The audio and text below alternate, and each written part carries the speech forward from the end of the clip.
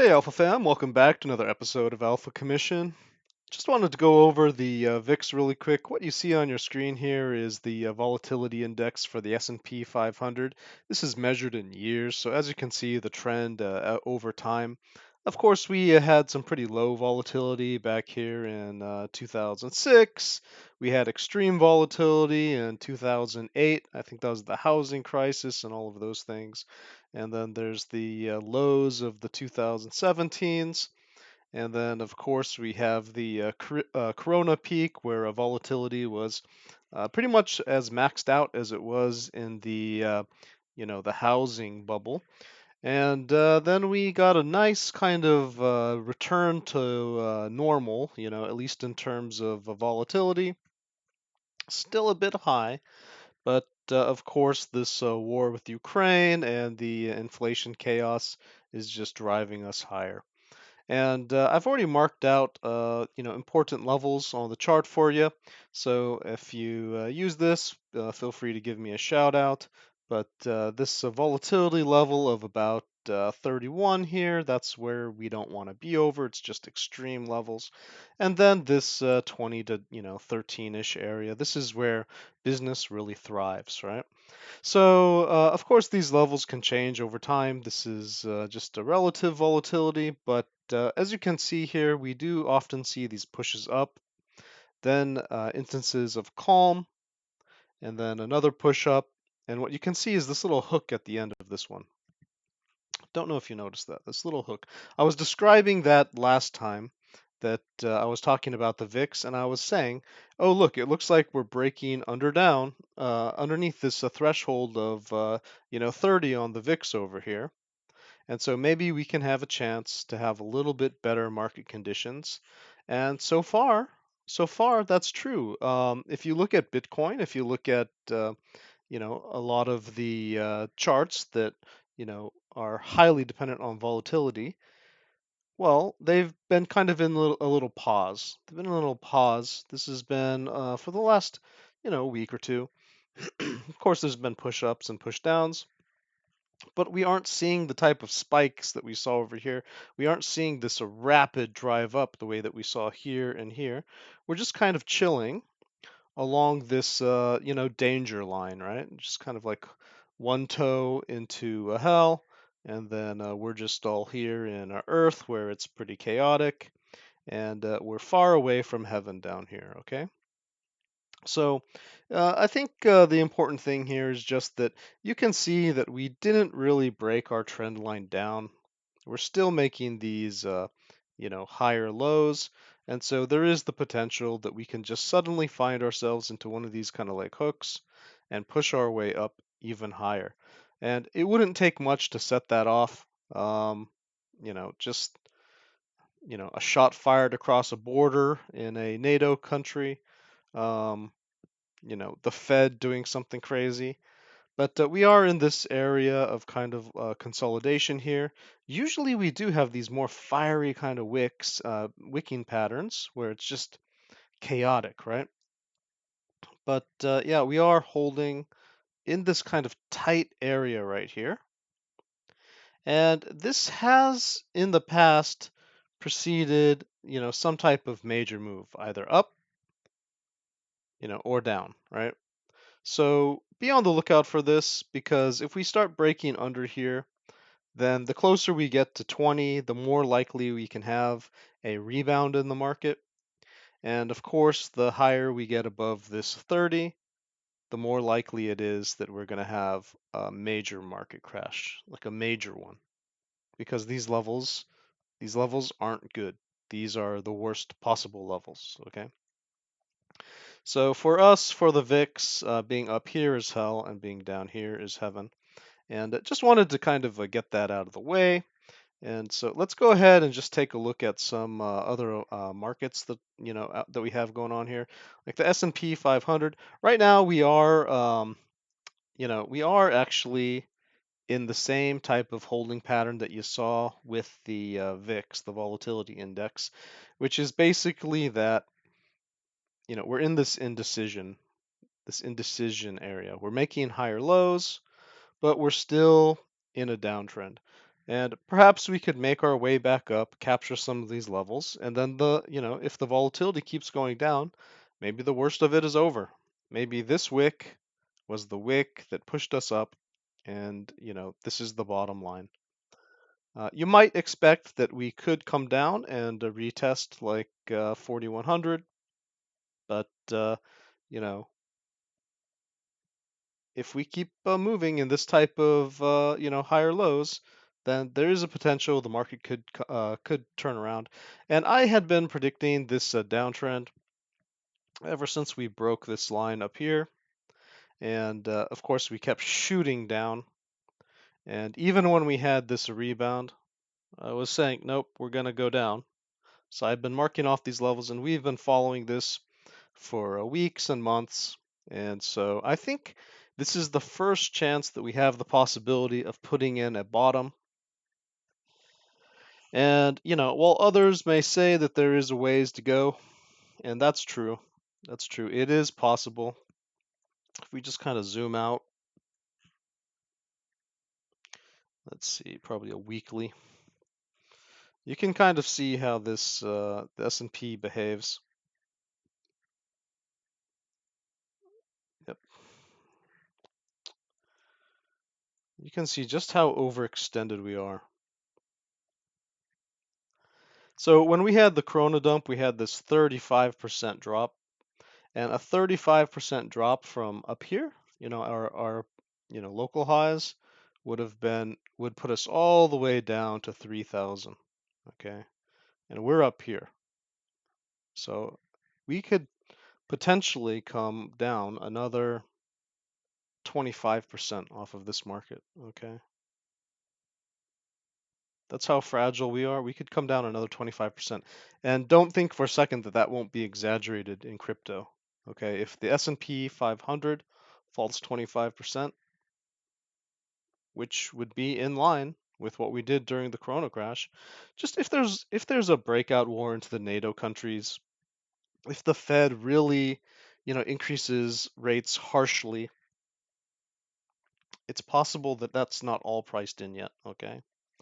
However, if the status quo is maintained, if Russia tries to find a way to back out of this war, and if the Fed just does a gentle approach, which is pretty much what the market is pricing in right now, then perhaps we could be seeing a local low, I mean a low being set in on the macro level, and perhaps we're gonna start working our way back up.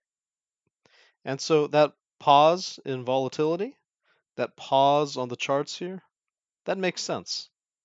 We're just waiting. We're just waiting right now. We're just in a holding pattern. And one thing that you could notice is that, the selling volume is lower, momentum is kind of flat or neutral, and you are making those higher lows. So the market is waiting for something, and they're waiting for the Fed decision this week. Come on, let's be real, okay? They're waiting for the Fed decision this week. And if it's bad news, we're going to keep going down. If it's good news, we're going to keep going up. Just keep that in mind because that has ramifications for Bitcoin. It has ramifications for crypto. Whatever happens in stocks often gets exaggerated in crypto. Okay. And just one more look. We can take a look at the Dow Jones. Similarly, zoom out here.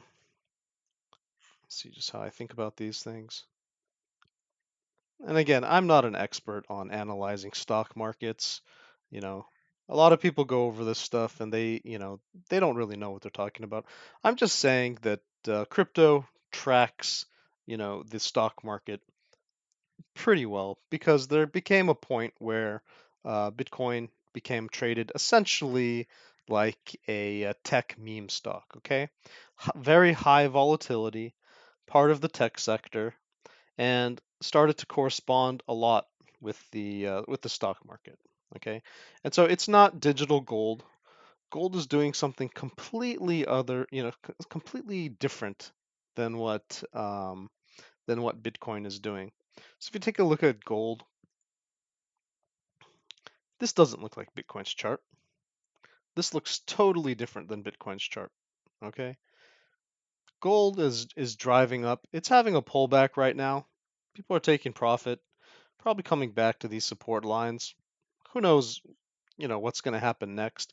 People are taking profit because it's not high volatility right now. We're pulling back a little bit. We're in a holding pattern. Just taking a little bit of profit. This is a very slow market. It'll be ready to drive higher if something changes. It's positioned to drive higher. But until then, just taking a little bit of profit. But this chart, it doesn't look like Bitcoin at all. Okay, Bitcoin is not digital gold. All right. And of course, this is again measured in years, but even if we zoom in here, this is nothing. This is nothing like Bitcoin.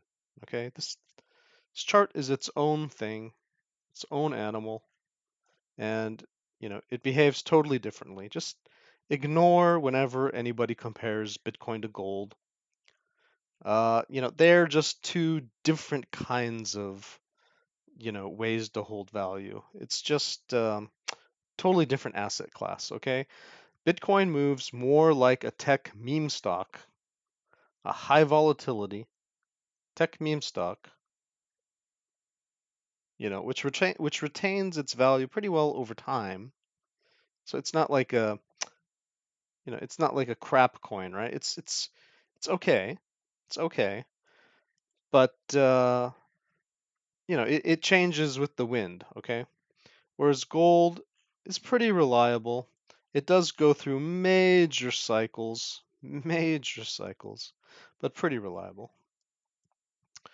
Okay, let's see. Let's go ahead and jump back to the Dow really quick, just because I want to give you another example, not just the S&P.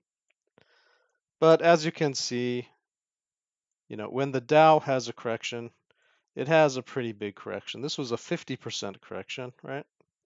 This is probably going to be similar, right? 40%. You can see this one right here, right? This was the Corona one. Approximately 40%. And let's see, what would be a 40% drop from our high here?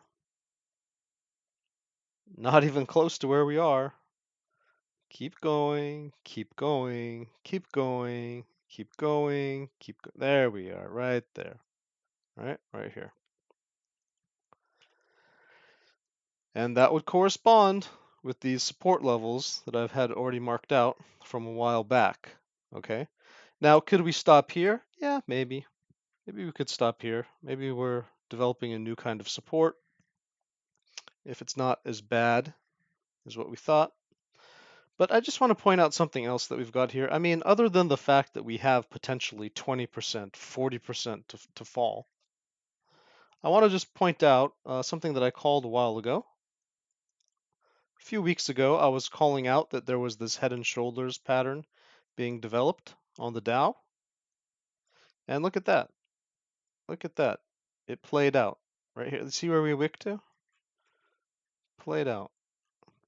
I mean, of course, this thing hasn't stopped. Maybe we're still going to see these levels, right? Which could be another, 5%, something like that. 3 to 5%. And if that's the worst of it, then hey, this was a, reasonable correction for the Dow. Okay? Nothing too shocking. This is what you would call a correction. Right? This is what you would call a bear market, kind of a crash, right? But the S&P, you can see,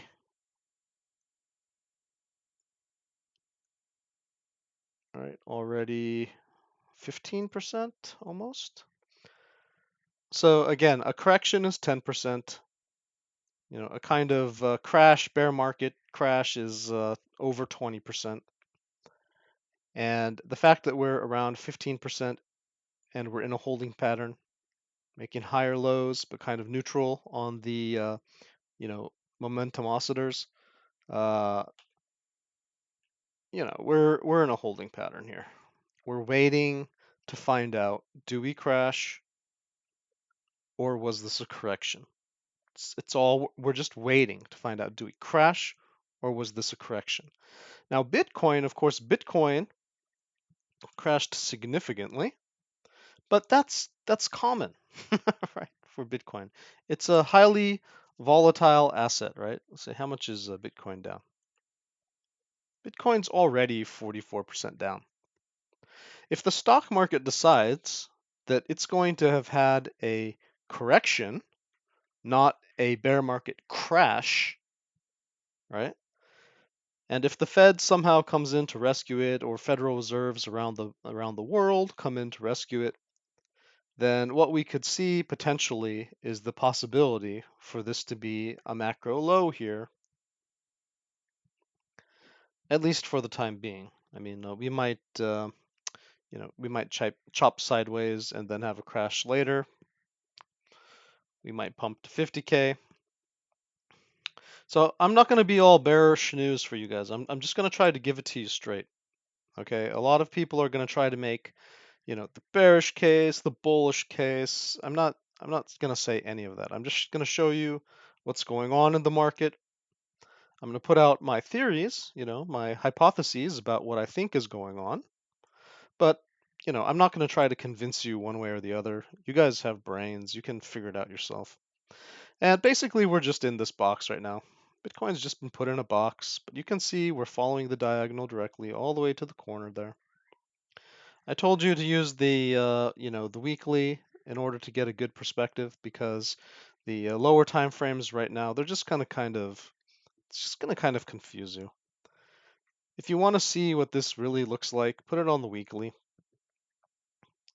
Because let's look at the daily. See, the daily, it's hard to understand what's going on here, but you put it on the weekly, and this really thin price movement, it becomes really clear. Yeah, we're just being smashed against the floor here.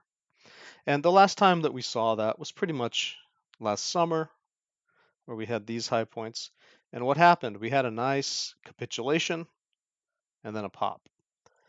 So just, analogically, as an analogy, you might consider that we're going to have a capitulation and a pop. How deep is that capitulation? I don't know. I can't tell you. It depends on stocks. It depends on the world. It depends on, the Federal Reserve and Russia and, all of those things. So no one can tell you the answer to that. But what I can tell you is to, stop listening to people who are lying to you that we're going to go to X amount of money, or we're going to, fall to X amount of money, because they don't know. They truly don't know. They're misleading you. A lot of them are trying to sell you things, either services or subscriptions or, something, right? They're trying to push coins because they have a sponsorship, and they're just not being transparent. And so they want you to be either bullish or bearish, because it gets you addicted to their channel. So I'm just going to try to tell you what I'm seeing here. And so let's go ahead and put it on the 5-day. Take a look at the old tar pit, see where we're sinking to. And would you look at that? Would you look at that? This picture, guys, just becomes clearer and clearer every time we look at it, doesn't it? Just becomes clearer and clearer. I was telling you about this all the way back here. All the way back here, I was telling you guys what's going to happen is that we were going to start drowning in this tar pit. And some people didn't want to believe it. Some people wanted to believe that we were just going to skyrocket. But based upon the history of this asset, once we get into this tar pit, and we can escape it temporarily, but once we've put our foot into it, we're stuck there, right? And it's not easy to get out. And if we get stuck again, we drown. So that's what's happening. And it takes a lot to overcome this. It takes a lot to overcome this. Right now we have this type of wedge going on, where you can see our movement, right? We have this type of channel up here, which is kind of flattening. And then we have this price action, which is really being kept in the middle, kind of squeezed. And what you can see is this price action got squeezed down a level. This price action, okay, look, just consider this for a second, okay, because there's a method to this madness, okay. This price action got squeezed on the higher level, popped up, broke down to the next level. Got squeezed on this level, popped up, broke down to the next level lower. Got squeezed, popped up, broke down to the next level lower. Got squeezed, we just had a pop-up, and now we're working our way back down. Oh, you just saw it turn red right before your eyes. Just saw it turn red. This is the 5-day. So, if you look at this pattern, the whole point of being like concentrated like this is just we're in that holding pattern. We're waiting for the world to decide. Are we going to have a bullish or a bullish or a bearish world? See, it's flipping back and forth between blue and red because we're just not decided yet, right? A lot of people last night, saw, some dumping going on and they got super excited to short. Why? We're in a holding pattern. We're in a holding pattern. We didn't find out the news yet. Nothing happened with the war. Nothing happened with interest rates. We're just waiting, right? Nothing happened with the executive order. That's just going to be research.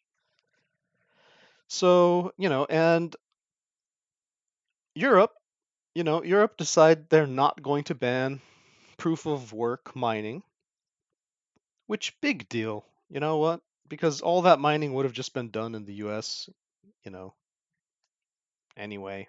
It'll be done in Kazakhstan or the United States or one of these places, that are friendly to crypto. And the US is very friendly to crypto. You saw the Biden executive order, very friendly to crypto. In fact, the main thrust of the Biden executive order was that, Biden wants in on crypto. He wants the US to strongly consider a national cryptocurrency. And he doesn't want to stifle innovation. So, very neutral, very neutral. Pardon me. Just getting a sip of water. And as we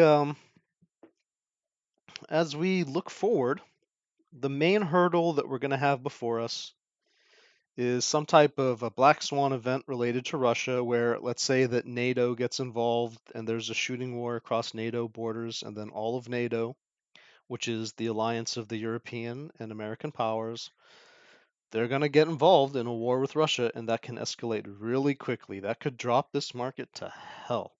And that's why a lot of people are going to be out of the market no matter what happens. No matter what happens, they're going to be out of the market because they just don't even want the risk of that war. They'd rather take their nest egg right now, and they don't even want the risk of it to drop lower. However, a lot of people and buyers will step in if the Federal Reserve decides not to be too aggressive on interest rates, and buyers will step in and they will pump this market based on pure speculation, if interest rates remain low. The problem with low interest rates, and this is just it's the rock a rock in the hard place, okay? You're stuck between a rock and a hard place. Low interest rates cause inflation, right? High interest rates fight inflation.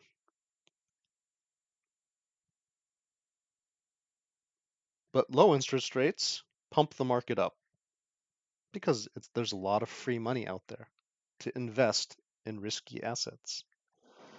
And so it's a rock and a hard place. You're stuck between two bad decisions. There's no one decision that can win, because we're all going to lose. We're all going to lose if inflation keeps rising. And we're also going to lose if these risky asset classes keep pumping, because there's going to have to be a market correction at some point. And, the longer you put it off, the bigger the correction will be. So right now, we're just hoping that we can get some moderate Fed action that drops us down moderately, maybe to like 28K, maybe 28K, nothing too dramatic from where we are. We've fallen almost $30,000, right? We've fallen almost $30,000 on Bitcoin, and people are so scared of like 25K, which is only like 10,000 away, like compared to where we've been. We were here at 32,000, and 25,000 wasn't that far away. Why are people so scared about 25,000? We just fell 30,000, and they're scared if we go to 25,000 or 20,000. Hey, give me a break. You can fall. You can fall another, 10, 20,000, and it's not honestly a big deal. It's not a big deal. If we hit 14,000, right? We get somewhere around here, 14,000 bucks. It's not the worst thing in the world. It's just what crypto does. It goes up, it checks all the way back down. It goes up, it checks down again. It goes up and down, and then it skyrockets. So up, check, check, all the way down, work its way back up, and it just takes time, right? But it terrifies the market. And the fact is, we've already done it. We've already done it. We've had this correction, and we've had it again. And if we have another little one, or similar, even if it's similar, it's not a big deal. You're going to survive, okay? So make your plan. Make your plan. Because honestly, we can get into these levels. We can fall here to 25. This is really likely.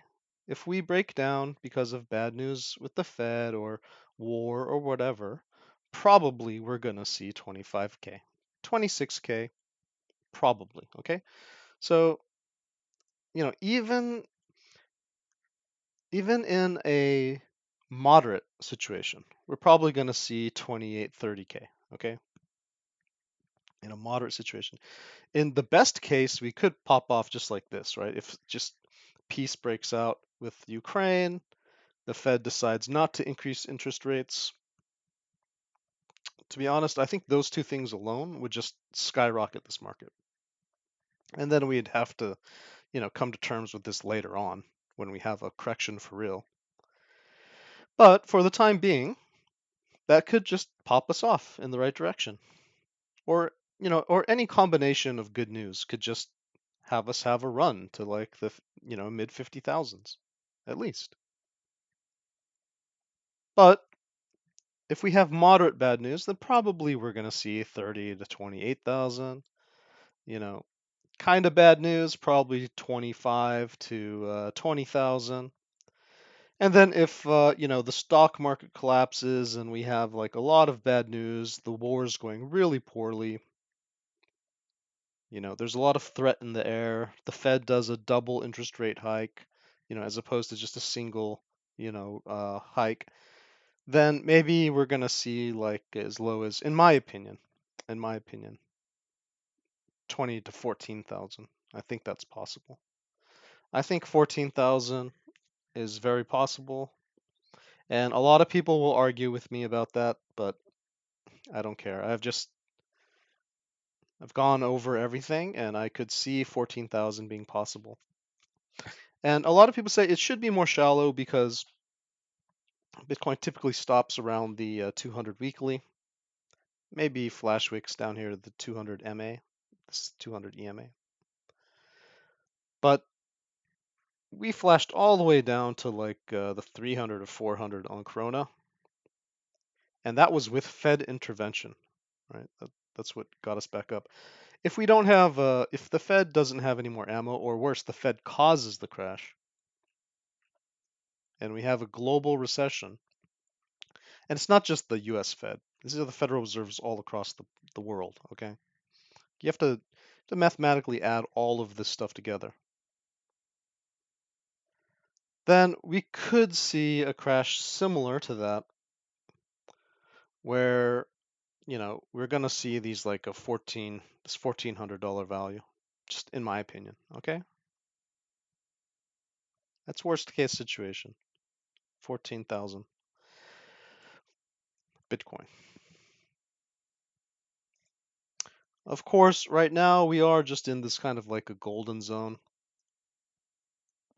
And we've been hanging out there this whole time. We've just been going up and down in this golden zone. I pointed out this golden zone to you previously. Just base it on where we have a lot of nice reactions. We have a lot of nice reactions on the 5-day. That's my preferred time frame for making my supports is the 5-day. A lot of people use the weekly and the daily. I'll sometimes flip between those two, but I like the 5-day because it's the business week. And so it captures a lot of the thinking of the professional exchanges. But if somebody else taught you the weekly or the daily, that's perfectly fine. This just works for me, and I always know to check back and forth. And I'll always use the monthly also. But I just consider this kind of the golden zone on this chart. If we're under it, we're bearish. If we're above it, we're bullish. And to be honest, there's kind of a bigger zone at play. Show you this kind of range. This is just the range in my mind. I'm marking it off from this wick and this wick. No big deal. Got a lot of support on top of it, so there is some confluence here. And you see, we get really freaked out. This is when it was amazing price levels, when we were underneath it. People get really freaked out if we're below it. And so if we get below this range, yeah, start DCAing in my opinion. Not financial advice. But if we break below this like a 33,000, I'm just going to start DCAing in. And wherever we land is wherever we land. But I'll already know these are going to be some of the best prices you're ever going to find in your life in the future of this asset class, both Bitcoin and altcoins. Just remember, a lot of altcoins won't be around if we have an extended bear market because they'll die during the crypto winter. If it's extended too long, these projects just die. So buy high quality coins, do your research.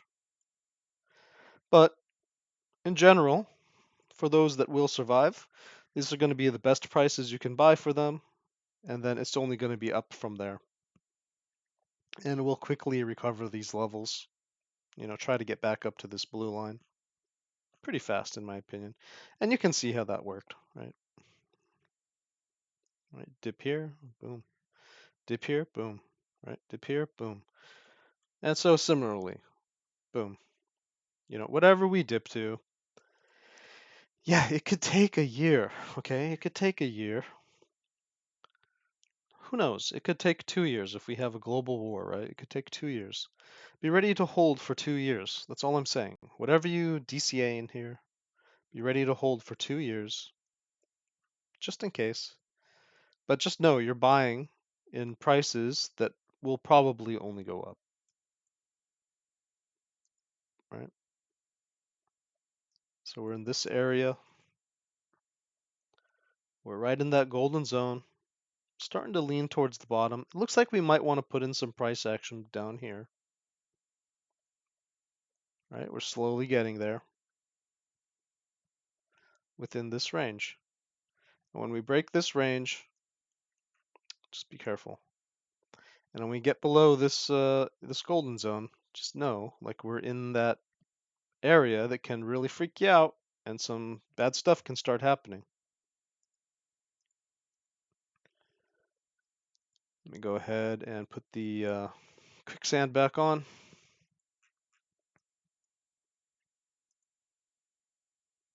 You see?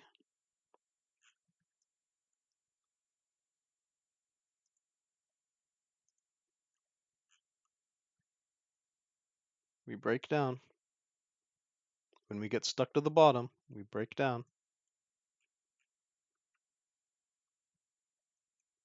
And like I said many times, when you start sinking, you just start making like little air bubbles, right, as you sink.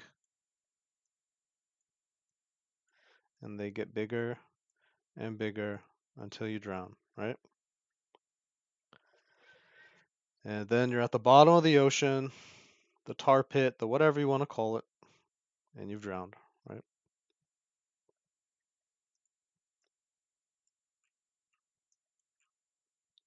And we're doing that right now.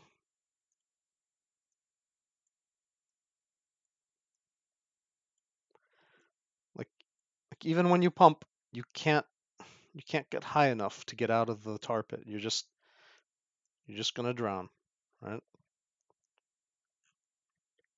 And where this goes, who knows? Depends upon the intensity of the volatility in the market and, whatever black swan events could happen to just push it down even more.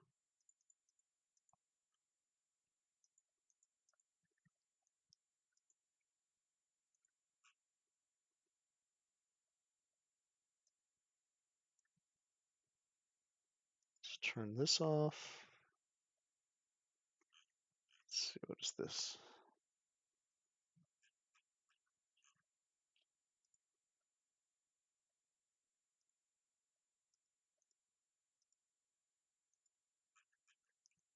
Yeah, right now we're basically looking to do one of these two things, right?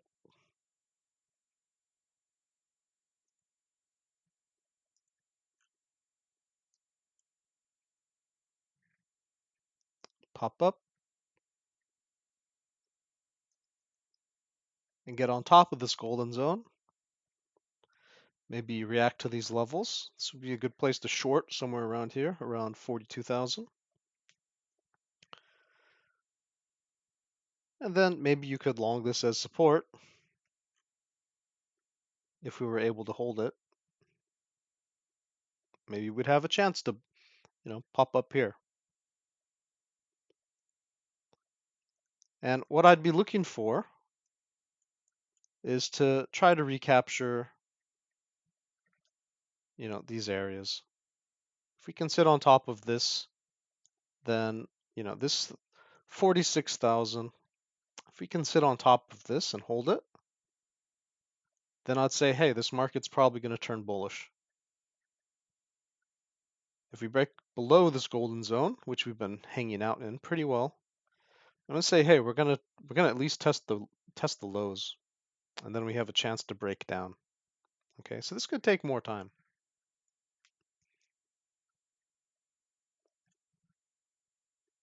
And we'll probably move like this. Probably move like this, if it happens. I drew this before this candle printed, so, just predictable. We're making the air bubbles above our head. It's hard to push back up. And something extraordinary is going to have to, like, break this diagonal resistance that we have, and it's probably going to be the Federal Reserve, if we're bullish. They're going to say something, and we're just going to push, Otherwise, we're probably just going to keep chopping, maybe for a month. Could take another month, because all we need is a push to get, into this 44, 46 area, and then hold that 46, and then keep pushing up. And then we're going to be in a squeeze play. But if we just continue to, like, if this market just continues to be volatile, kind of not doing much, lots of scary news in the world, then we're just going to chop sideways, work our way down as people take their profits and leave the market just out of concern. They're not getting anything out of it. Just going to keep leaving the market. And then we're eventually going to reach a tipping point where we just push all the way down. And that's what happens. That's what happens.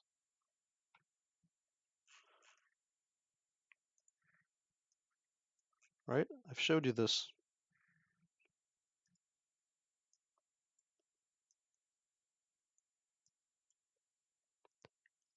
We hold it, kind of flatline for quite a while. Well, how long was this? Let's see, June to Wow, this one was almost 5 months of just going sideways. 5 months of going sideways. The good news is we're probably somewhere over here. So that's more like 2 or 3 months. And so if we're doing that, maybe 2 or 3 months. It could be in a month. It could be 2 or 3 months that we tipped over. It could be a really boring time in the life of crypto.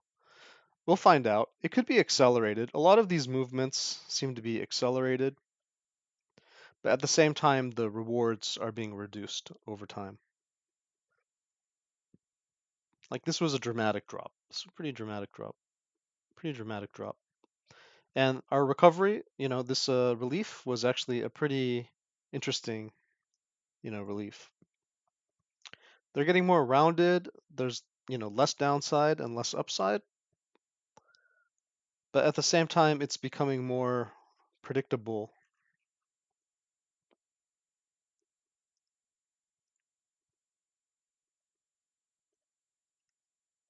And I think as people are becoming more sophisticated, some of these patterns are accelerating a little bit. Like this concentration looks extremely concentrated compared to this. It's, like you could shove like just in this space right here, this whole movement up and down, like this, they could all fit into this space. So it's almost going 3 times as fast as this. If we take a look. One thing you'll notice is it hasn't turned red yet. So we are holding this support pretty well. We did recover this golden zone, which again has nothing to do with this price movement. I based it upon previous price movement, and we're holding that zone pretty well.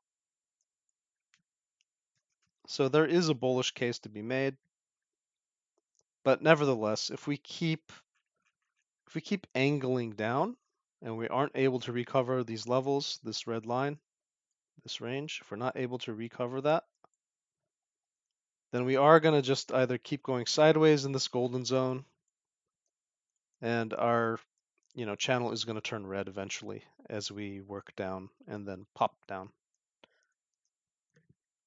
And then don't expect this to necessarily hold.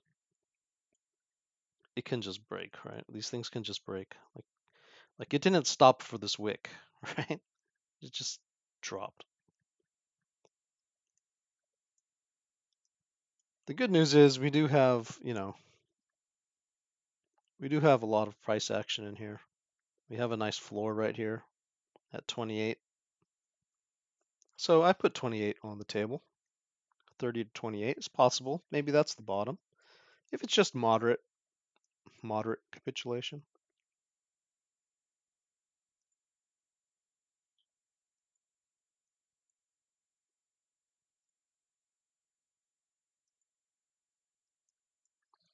We have these kind of downward channels also. And there's something interesting about it. It can be drawn fairly parallel to this price action over here. And it led into capitulation. Same with this one.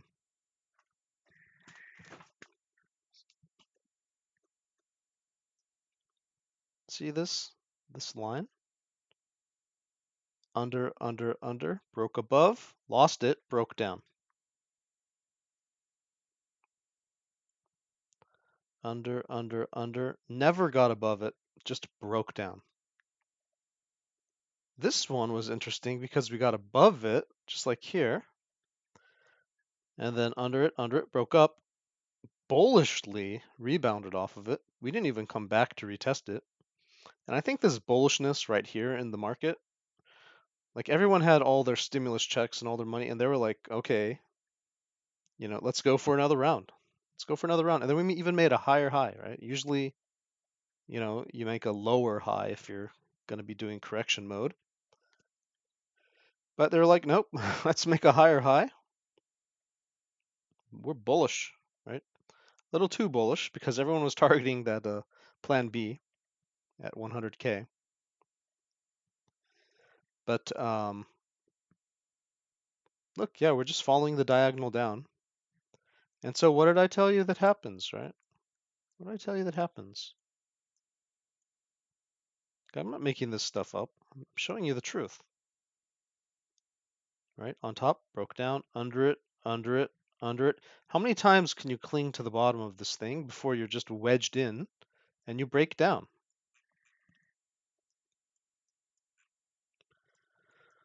What would that imply? Let's go to daily. So look at some other price action because I got these other types of small patterns in here. Well, it would imply that we could try as high as 42. So a lot of people are saying, oh, they want to recover 42,000. But for me, that's not good enough. For me, I need to see 44,000 at least. And to be honest, I'm not even going to trust that because we've got these like wicks, right? I'm going to trust that unless we're like 46,000. For me, I want to see 46,000. And then I'm going to say, hey, this market has returned. This market returned. We're at 46,000, okay? 46,000, I'm going to get all my bullish positions in order. Like they're going to be finalized, okay? But just because we pop up to, what was getting people excited yesterday? 40,000? Come on, give me a break. We're not even above this trend line. All right, see this? It's pathetic diagonal. Really pathetic diagonal. Like we didn't even get above that really. People were getting super excited. And then they freaked out when we broke down to 37,700. Look, that's been our diagonal the whole time. I'm telling you guys, you got to use diagonals. Okay, if you don't use diagonals, you're missing out. If all you're using is horizontals, you're not gonna understand what's going on. You're not gonna understand what's going on. You're gonna get super excited about a stupid pump, which just met resistance, right? It just met resistance.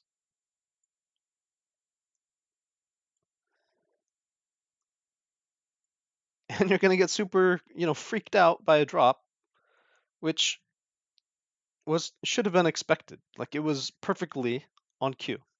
And if we have a wick all the way down to like 35,500, don't be surprised. Don't be surprised. We have a wick here, we have a wick here. I mean, we're pretty much due for another wick, you know? So I wouldn't be surprised. If we get into this 3,500 to 36,500 area, it might be a good place to long. I'm not gonna lie, it might be a good place to long because that could be a good pump. That could be the fake out capitulation before this market cracks. I mean, I'm not going to call that. That's not a call that I'm making. I'm just saying, don't let your emotions control you, right? Even these guys who say like they control their emotions, like they got super excited when we just had that little pump and super like fearful when we had this little dump. And it was all within trend, all within diagonal trends. All you had to do, your diagonal friends are your diagonal trends are your friends, okay? These diagonals are powerful. I'm telling you, they're powerful. Okay. And look, we got squeezed out of this kind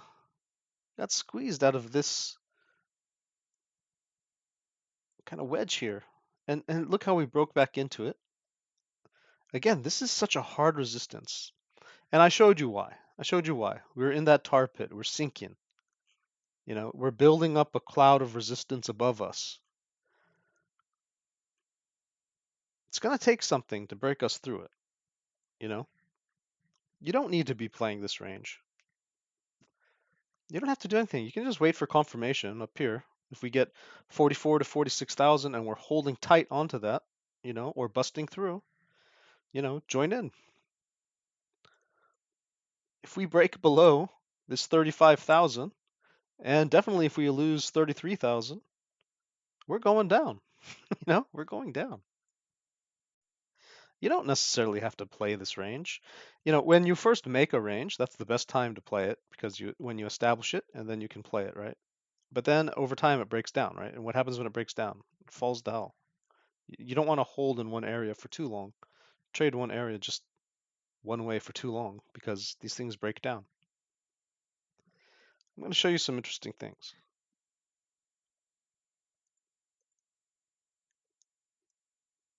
Here's another one that looks like chaos, but nothing wrong with it, you know.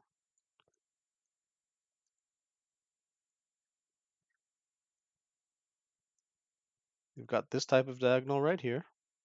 We're above it right now. This is a little bit bullish. You see, if the majority of our price action had been below it. See this? We lost this diagonal right here. And when we lost this very important diagonal that I've identified for you, when we lost it right here, what happened? We fell to hell. We clawed our way back out of hell, got back on earth, stood up, fell back down, tried to grab for it.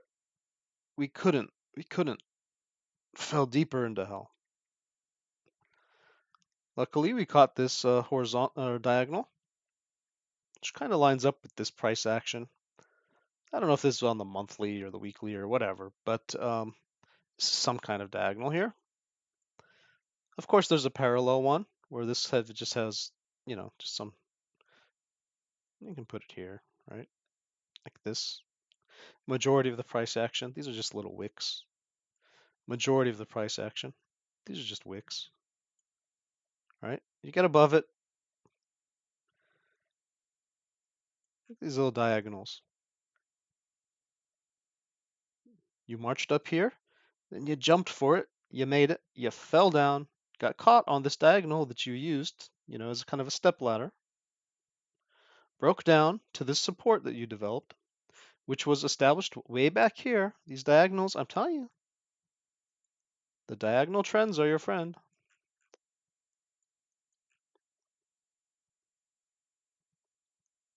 Like I haven't even used a horizontal support even once for any of this. And it's all tradable to me, I mean, I'm not trying to put down horizontals. I'm just saying, like, don't forget about your diagonals. Don't forget about your channels. Like, even if they look weird, even if they look sloppy, and, quote unquote, more professional traders, like, they make fun of your charts. That's an ugly chart. Yeah, F you, man. Who cares? Like, you want to pay me to make a pretty chart? Like, pay me to make a pretty chart. But otherwise, I'm going to make money trading, right? When we broke through it, skyrocketed. Broke through it, skyrocketed, right? Broke down, we got stuck in these channels here.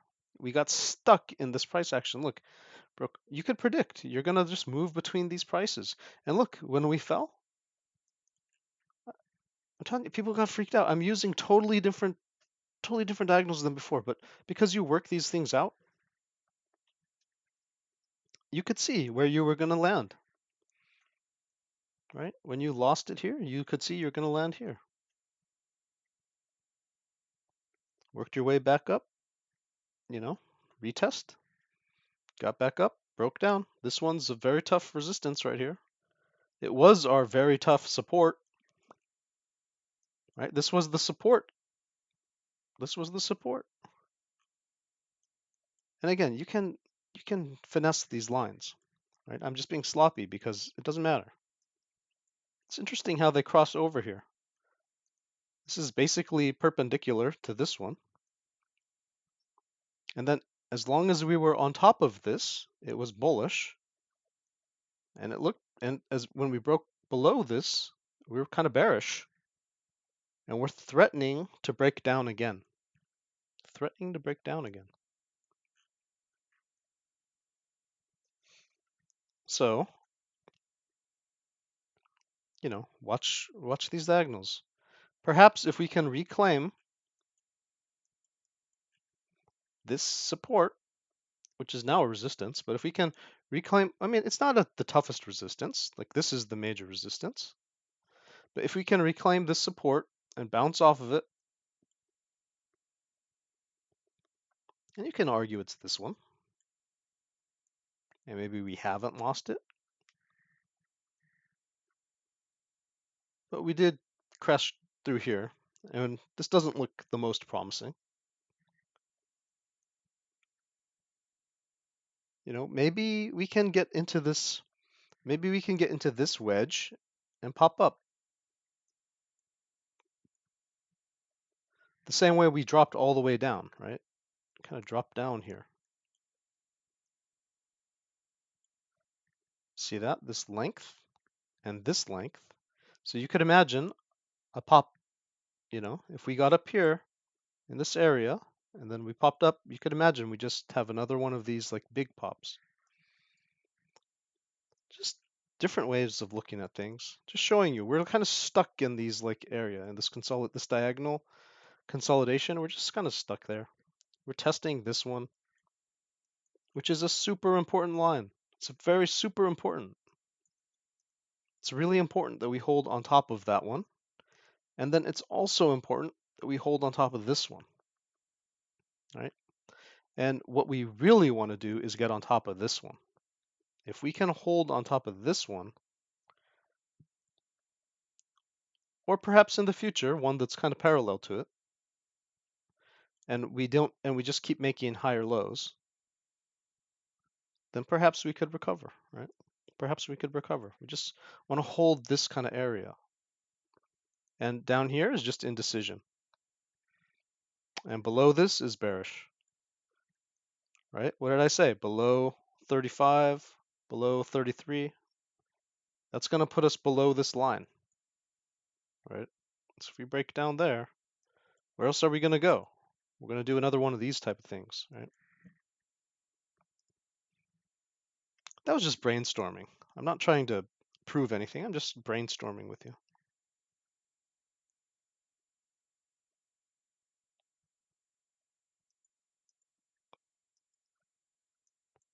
And this is very similar to our fractal, you know? Look at this price action. I haven't reviewed this in quite a while, since like back here. But this fractal of this move has played out. 1, 2, 3, 4, 5, 6, 7, 8. 1, 2, 3, 4, 5, 6, 7, 8. It played out. And now we're having this play out. Chop, chop, chop, chop, chop. Scare you, pump up. Chop, chop, chop, chop, chop. Scare you, pump up. Of course, this is in reverse, so it's actually the opposite. But if this fractal keeps playing out, where it's a mirror image fractal, this, you know, this side is the mirror image of this side, or vice versa rather, because this is playing out after that one. It would suggest that we're gonna pop down at some point. It's kind of hard to measure this choppiness because it's so close together. Whereas these were nice big waves up here. Maybe I'm getting it wrong. Maybe these are longer waves. But it would suggest something is going to happen where we break down and pop back up. Where would I expect that breakdown to be around? Maybe 35,500, maybe 36,500, just somewhere in that neighborhood. Just don't want to break it down below 35,000.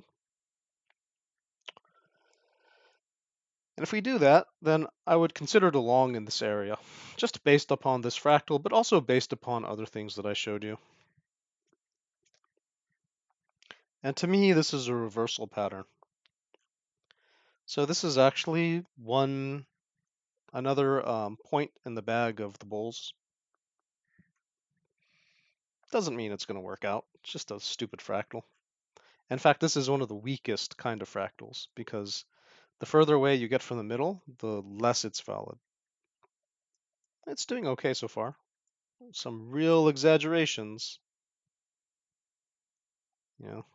But in the defense of it, this was, let's see, was that March 4th? Yep. This was when Russia attacked the nuclear power station of Ukraine. And so if this one looks very distorted compared to this one, because these are supposed to be fractals of each other, Just imagine this one might have been higher, like it may not have dropped this low, which is kind of a violation of this fractal. It may not have done that if Russia hadn't attacked the nuclear power station. So the news matters, but this suggests that that this market may have wanted to move Bitcoin, like the market makers or whatever. They may have wanted it to have like moved like this. Oops. Maybe something like this, and bringing us to around 50K. And that attack on the nuclear power station just kind of derailed things. I mean, I can have a lot of, justifications for why my fractals don't work out. But the fact is, like, these are very weak. You don't trade off fractals. You just use it as confluence for the real price action. You don't replace your plans with it. Like I know some guys who like mark out fractals the way that I do, and then they try to trade off of it as if the fractal is the price action. And that's completely backwards. They think it's just an algorithm that is fate, but it's not fate. You can see Russia can derail the algorithm, right? This was supposed to pop up and go sideways to upish in this direction. This should have popped up and gone sideways to upish and then led into this price action that goes up if we're just following the fractal. And then it would have maybe around 50. Look, if we just continue this, around 50, like had this been higher and Russia never attacked the nuclear power station, which dropped price significantly, then we would be, popping up somewhere around 50, and then we would have making a curve maybe around 55,000, like a gentle curve, and then we would drop down, right? And that would have been kind of a relief rally or some type of rally, and then maybe some new price action would take form, and maybe we would have our capitulation then. But instead, we're in this holding pattern. So don't trade off fractals, just use it as confluence. But it is cool to see that it's still holding up. And I'm just going to leave this here. Maybe it works out, maybe it doesn't. If it works out, it's just going to be confluence for my decisions. It's not going to be any type of deciding factor.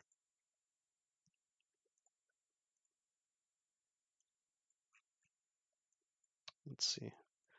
We identified this head and shoulders pattern. Just want to point it out that it did play out. I think we went over this a long time ago in February, and it did play out. Okay, interesting, right?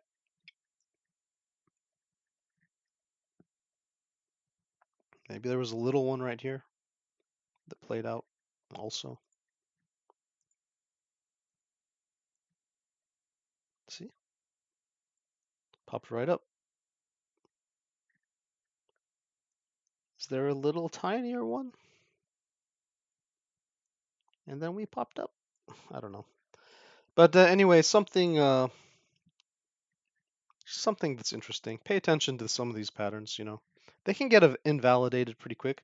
But the one reason I would point it out is just this pattern took, let's see, we can consider it starting over here because this is just price action. Like, don't get stuck on the pattern. It's price action that's important. The price action started right here, 220, and then it concluded approximately here at 226.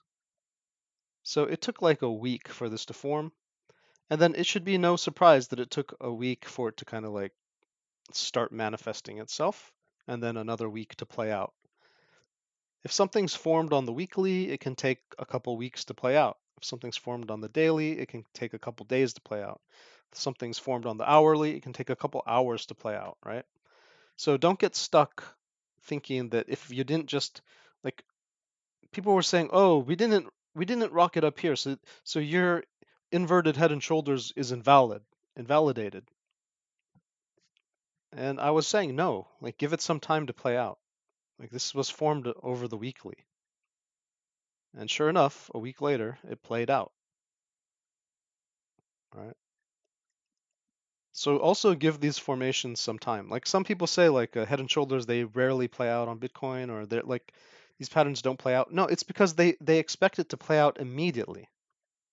Sometimes the price action just has to take some liquidity, do a liquidity grab, which is another thing that I wanted to just talk about. Like when you look at these levels, right? Like why did we drop here? Why did we drop here and then pump up? 'Cause there's all these stop losses, right? We've been dropping to this level, this level, this level, this level, this level, this level. So look, there's this like level right here, right? In fact, there's a whole bunch of levels right here, including here and here and here and here and here. Like the point is, like there's this safety zone where people thought, okay, like this is how far we're gonna wick, and they're just playing this like safe little range here, right? And then over the weekend, the 24-hour exchanges just decided to liquidate everybody and get some free money. And then they continued on their way up, right? And then they liquidated this side, right? Because this was the height, and then they just exceeded it just a little, just to grab all those stop losses, trigger all the stop losses, almost by the same amount that they did this side, right? So we're just in this holding pattern, and these little spikes and stuff, just kind of like little liquidity grabs on the weekend, right? And so now we see, that it's Monday. We're back to business as usual into this boring line that could take another month. You don't know. It could take another month, could take another 2 months. You never know. We could just be stuck here. And I'm not really sure what this was about. Just kind of showing that we had this kind of like trend up. And then we had this hard resistance right here. Like just showing how strong this resistance was. And this how strong this support was. Like we grabbed it, pumped up. And then of course, what did we do next? We tested the bottom of the channel. And it doesn't matter if you think about this as the top of the channel and this is the bottom, or if you think about this as the top or this is the bottom and this is the bottom. Like we tested here and then we tested here. We tested here and then we tested here, right? Like we walked, like we tested the bottom of this line, tested the bottom of this line, and then we lost it and broke down. Then we used this one as support. We used it, I tried to use it as support, but we broke down. And now what did we do? We were under it and we tried to hold on to it and we broke down again. So what does that suggest? Well, two things. It suggests that we could try to come back, sort of like what we did here, right? We could try to come back and grab the top. That's why this 44, that's why I won't believe 44,000. I will believe if we get up here and break out. Because this is such nice support, I mean resistance, right? You can see when it was used support last time.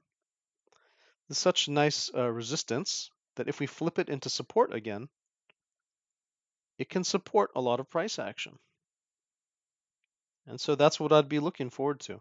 I'd be looking forward to something like this. Something like this. Maybe, maybe. If we start moving like that, because I have this stuff marked out, even if it looks stupid to some people, I'll understand, exactly what I'm thinking. And I'll have all this diagonal resistance, this support, all this stuff marked out.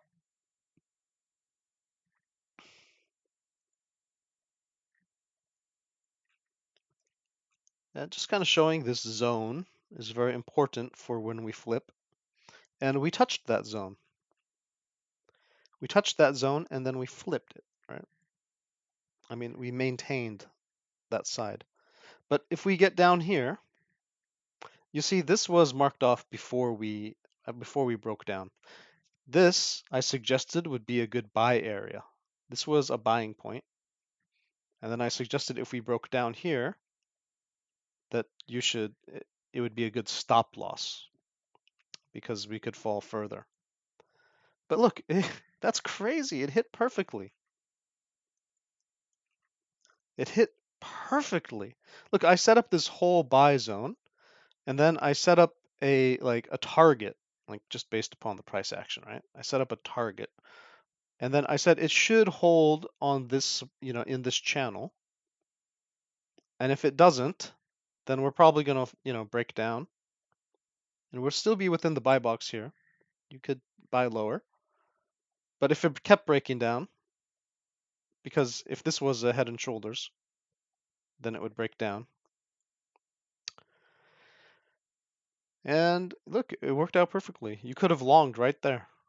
And then I had this resistance, and so I said sell here, and look, it pretty much hit the sell zone, right? I mean, I wouldn't have known that it was going to stop on this diagonal. I thought it might stop up here or up here, but it just shot up. And so that would have been a great trade. I completely forgot I marked that off. But look how perfect that is. And then you're just back here. And because I know this is diagonal is such good support, like this could have been a good DCA zone again. And then you just sell when you get outside of it if you just want like a really short-term sell. And of course, if we break down, we're shorting this, right? Just mindful that this is support. This area is pretty supportive.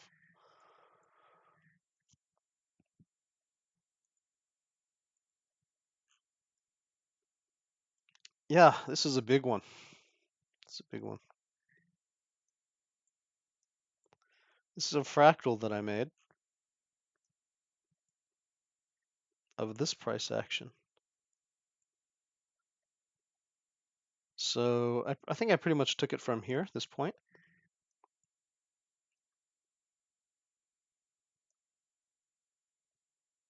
Yep.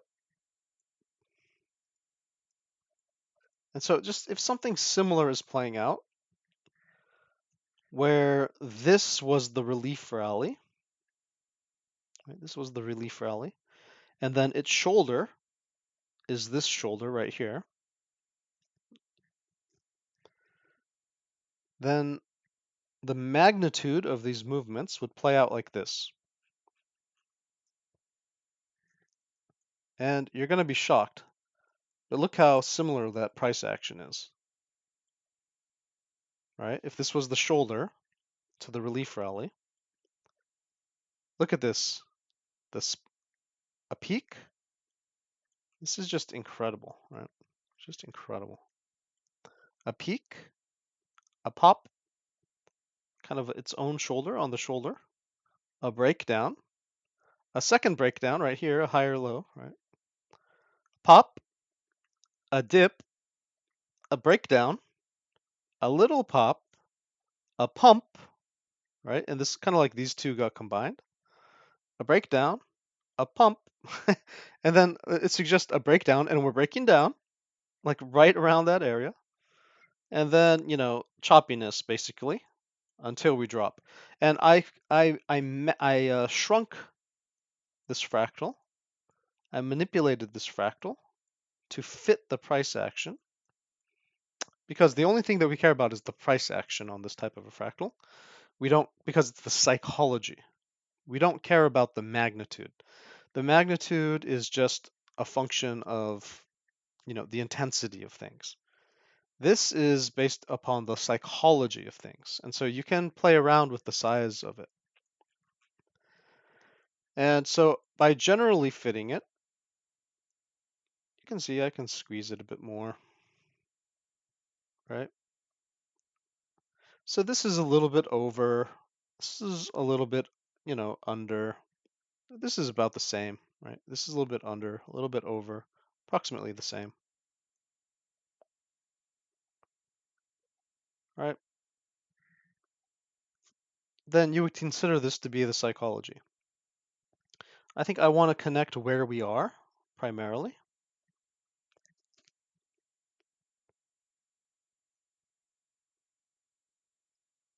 and probably not going to get much better than that, okay? So what would I mark off with? What would I first do? The first thing I would do is mark off where it's going to break down. Because if this psychology is following this well, then where would it break down? Well, I don't want to freak anyone out because this might not be true at all. I told you don't trade off fractals. Just use it for confluence. Say April 10th to April 12th. April 10th to April 15th. Let's call it that. April 10th to April 15th. Something's gonna turn down. Maybe to that 33. Wow, that's really confluent. 33. Look at this drop to 33. What did I tell you? If we break under 33, like we're gonna fall down. Around April 10th to April 15th, this fractal suggests we'll lose that 33,000 mark, and then we're gonna break down. And it would suggest that we break down to approximately $20,000. This is a line graph fractal, so you can't see the wicks. So it could be wicking down to like 18,000. Or these could be including some wicks, and maybe it's just more like 25,000. But the price action here is approximately 25,000, and then it gets into that 20,000 zone, okay? And then you have a last chance over here, and I just mark this out into like little dips. And your last chance before you miss out will be once it climbs back up to around 33,000, okay? That's based upon this fractal. It doesn't have to come true. This isn't fate. This was during normal times. This wasn't the COVID dump. The COVID dump was really weird, okay? It's just normal times. And it's the most recent one. So the psychology, the people in the market are still very similar. This was only 2018.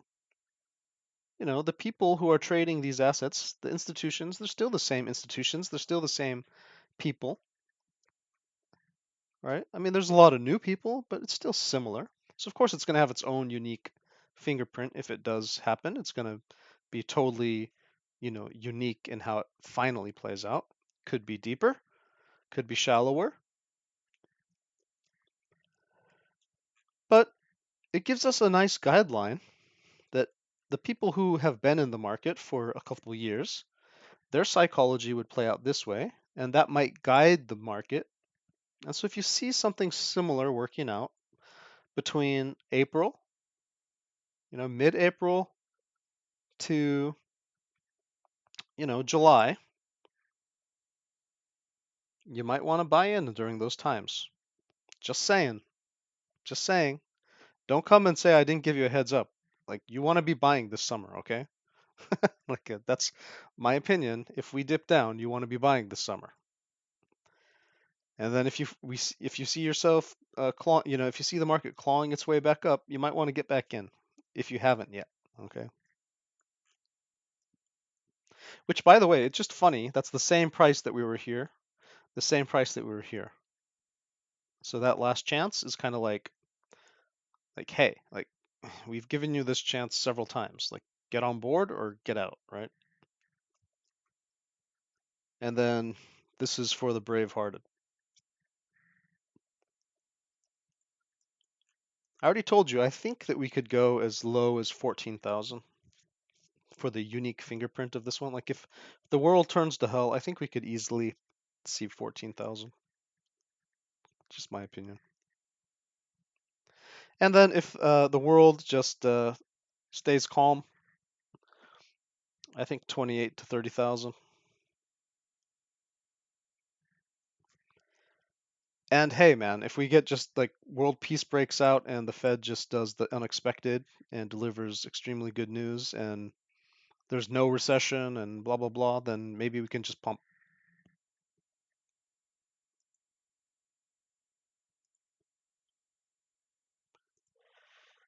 Based on this, I marked out 3 areas where confluent with these points of time.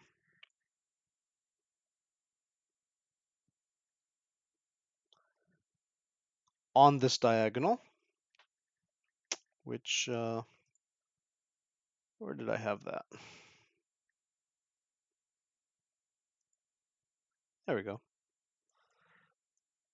On this diagonal, that if we get above these diagonals, these are also points that I would buy on in the future, right? So in April, if we get here, I might buy in here. If in May, I might buy in here. If we're above this pink line. And in June, if we're above this pink line, I may just buy in there. Because the dip might not be as dippy as we think. Even though I believe that we could get to 14,000, as low as 14,000, and I expect 25,000, it could be just 28 or 30, or it could be that we've seen the bottom already and that we just like grab the bottom of this. You see how we're just, I already pointed this out. See how we're on top of it and then we're on the bottom of it, right? If we just hang on to it, then we can just crawl our way through the summer. And we might just break out at any time. And if we're inside of any of these circles when we break out, that corresponds with these lows in the fractal, I'm going to assume that the market psychology is playing out, but in a bullish way, because this is a bearish way. But there's also the possibility of invalidation. So the invalidation is that if we break this diagonal and we get into these zones, these are going to be my buy zones. And I'm going to be really sad to buy here because I hope to buy down here or lower. But I'll do it because I believe that we can't just correct sideways forever. Like we have to have a bump up. We have to have a pump at some point, right? So I don't want to be out of the market also. I'm out of the market largely right now. So you have to decide when to get back in. For right now, I told you it's 46,000. But as time goes by and as we stay under this diagonal, these prices are going to get lower for me. The closer we get to the end of this fractal. And there's other reasons to believe this. I'll show you. I've marked out these zones, these kind of support zones. This is a support zone, where if we break under it, like we fall to hell in the past, this is a support zone, this is a support zone, and you see we can climb up these support zones. Like these zones are very important. I think this is the same origin line that Costa Verdes uses. I don't really follow Costa Verdes. I've just been influenced from him because some of my friends watch him and they like share stuff with me. But I developed my own origin line, so I can't confirm this is the one he's using. But I've seen his stuff, and I think he's using like he doesn't use all those origin lines, I believe. I don't want to speak for him. I believe he only uses this one, and I think he sees this one as the master origin line that must be respected. If it's not respected, then you break down. There's a good reason to believe that. But it doesn't really account for this, right? And I don't think you can do much with that concept. I think my origin set here is much more important in terms of a bottom of the market. And I wouldn't say it's the master origin line. I would just say it's like the support, which COVID broke. COVID broke it. Okay. And so what COVID did is it established a new master support.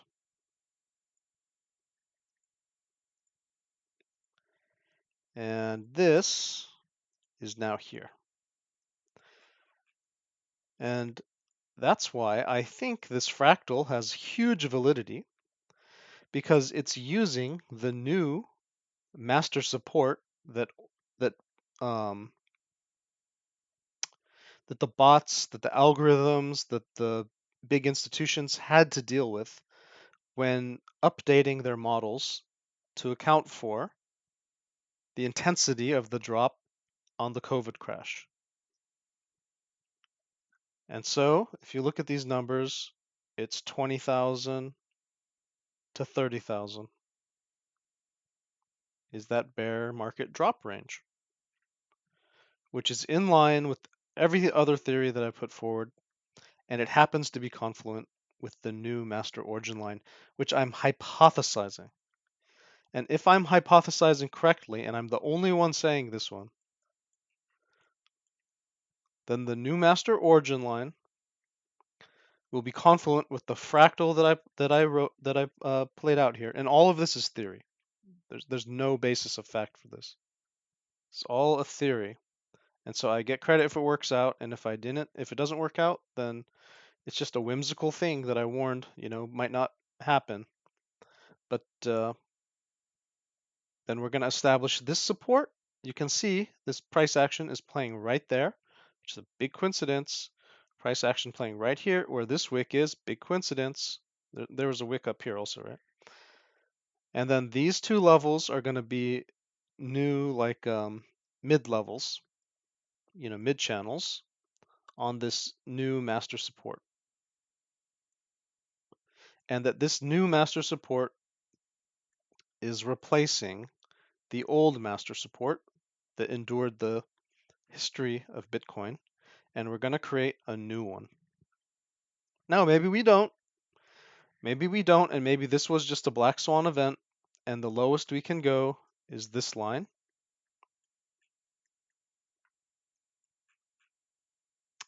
In which case, look at that. It lines up perfectly with this breakout on this level. We would basically fall down to 30,000, and then we'd call our way back. And I told you, like wherever we pop out in these circles, that's where I'm going to buy. And then this would be your last resort. So we'll find out. Does my theory work out? Or does the status quo? Okay. And I don't believe that this middle one here is the master origin line, the way that Kosoverdes and some other guys use it. I believe that this lower one that I'm drawing from this wick is, and that this wick is very important, that this wick has been replaced by this wick on COVID. It's going to be exciting to see how this works out, and if any of this theory, comes to fruition, because that would be incredible. It would be incredible. Like I would give myself a pat on the back. And you know what? This could go disastrously wrong, and I could buy too early if we did get on top of these levels and mess it all up, and maybe we break down back here, in like December or something. I don't know. But you have to have a theory. You have to have a theory when you're trading, otherwise, you don't have a plan. And if you don't have a plan, you don't know what you're doing with your money. And it gets weirder, okay? It gets weirder. Let me show you something. Now, this is definitely not what Kosoverdes is using. It's what I'm using. Now this is the master origin line. This is it. Not this one. That is just kind of like a weak mid-channel support, local mid-channel support, which can get replaced easily. And this was just a, macro support, which can get replaced easily. This is your master origin line, and you were underneath it in the beginning of Bitcoin, and now you're on top of it. And now you're on top of it. Undervalued, overvalued. regular price action.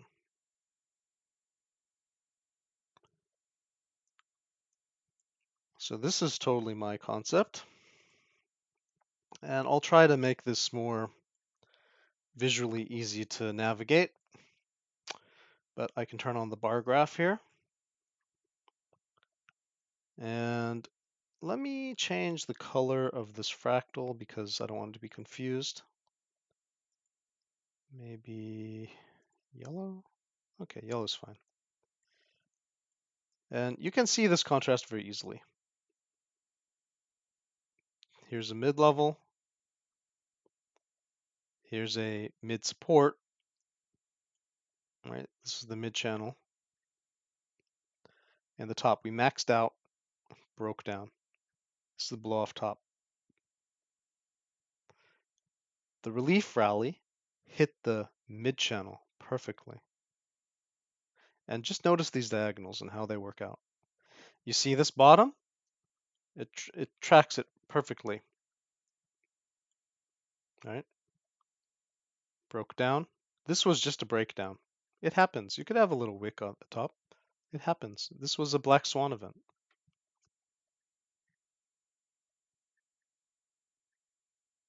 Got back on top of it, climbed our way back up, used it as support, got to this mid channel. We didn't have the blow off top. This mid channel prevented us. The institutions, the economy, profit taking, whatever, they front run us. They front run us on the mid channel, okay? That's why I can say this price action right here is similar to this price action right here. That's why I believe this diagonal is important. You can see this breakdown in last summer, right on that line where this breakdown was, right? But we recovered. And so it's sort of like this dip got delayed. It just got pushed forward because we recovered. So I want you to imagine for a second what the market makers are doing here. Because here's a triangle of price action. And what happens if you put it on the top here? Ta-da! They made their extra bit of money. And they fooled you. They changed it up. See, normally they would have just taken it like in the blow-off top. But this is easier to control. This is easier to siphon off the money. Just having a second rounded top. Higher than this one, right? See, this is like free money. This was extra money. Extra money. Right? And so it doesn't matter. Like, who knows what exactly caused this? We don't have to be conspiratorial or anything. I'm just making a funny narrative. But you can easily imagine that was true. Like they didn't want to give you 100,000. And look, this would have blown off top at about 110,000. Right? People were saying 100,000, 120,000. It would have reached exactly 110,000. Okay? It was robbed from us and placed here. And we didn't drop to hell though. So they saved your ass here. And you got a little second chance to make some profit. And now we're going to go down. So the question is, are they going to save your ass again? Well, we've already broken down lower than we did last summer. If you go by these master origin lines, okay? We're already broken down to the next layer down. We did not recover ourselves. Okay? We did not. That's the bottom line. Just like we weren't able to get on top of it here, like we weren't able to get on top of it here. We just couldn't pull ourselves up into this top channel. So we're squarely in this bottom channel. And the question is, this mid channel is right here at 33,000, 30,000. Could that be our bottom? We just double bottom and pop back up and do it again. Maybe we only get here to, oh, what a coincidence, 55,000. And then we break down, right? And then we break down after recovering 55,000. And maybe we're just going to take slow steps down as opposed to a blow off top and a dramatic crash. Maybe we're just going to do, rounded tops and baby steps down. Rounded top, baby step down, rounded top, baby step down. It could be this market is being controlled in that way.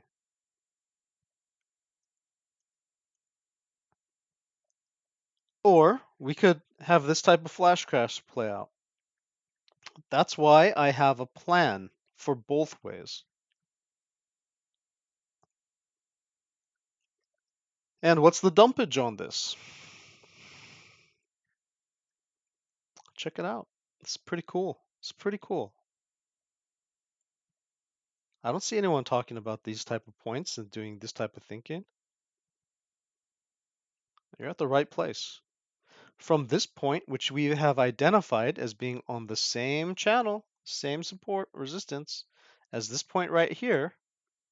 See, we can't compare the tops. There was no blow off top. Like, people can't do the math on this. I can do the math. I found a point. This is our anchor. Right here. Same as this one. This is our anchor. The correction, 70% down. Correction, right?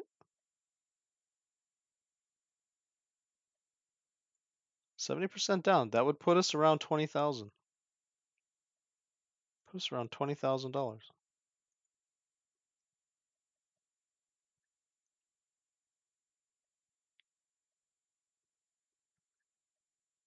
And if we use that point on the line right here from the original pump, we could see as low as, look at this, $14,000. Just like we had a wick down here, we could have a little baby wick down here. And look at that. That would be parallel too. Huh. Who would have guessed? So,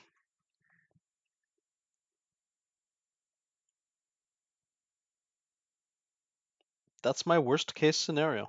14,000. 14,000. And as we work our way up, it gets closer to 18,000, 20,000. So it just depends when we crash and how much of a wick do we produce, that kind of thing.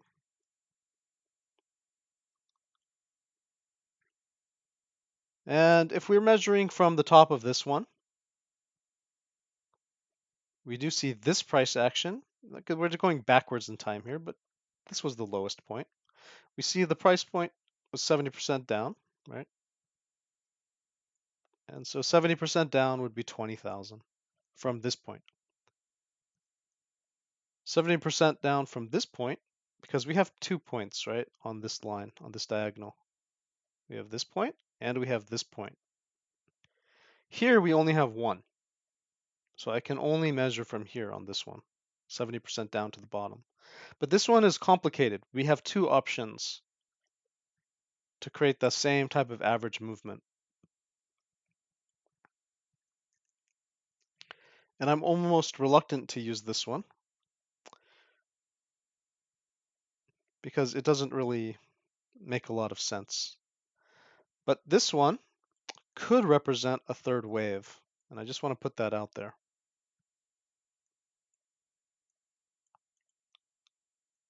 What color do I have? Let's make it white. So let's just imagine that something like this happened, okay? Like we did a rounded top here, kind of dipped down, got up here, retested this line, got up here, broke down, came back up, and then did like this. All right, and COVID never happens. Well, we're doing that, right? Broke down, retested it, came back up. Right now we're working down like this. We're just in a holding period. We could pump up to what? 55,000. That's going to bring us to our midline. Come down, get to the middle here, kind of retest it, break down, and then continue on our way. Just like this, right? Stuff should blow your mind because this would be the rounded top, gentle bottom, correction. And because we stay in our channel, but it's so gentle, you never have a blow off top, but you never have I don't know what to call this, a blowout bottom. It doesn't sound right, but yeah, you don't have a blow off top and you don't have a blowout bottom. You just have these nice, gentle waves. A sine wave theory of Bitcoin and crypto. It could happen. So, do you notice what happened here? I just followed the same, look, the same relief rally in the same position. Just I put this price action that we had here, but we didn't have it there.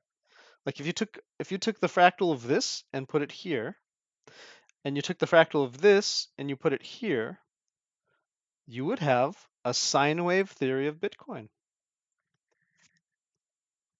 where we don't hit the bottom and we don't hit the top. We just have a nice range that consolidates and then accumulates and pumps.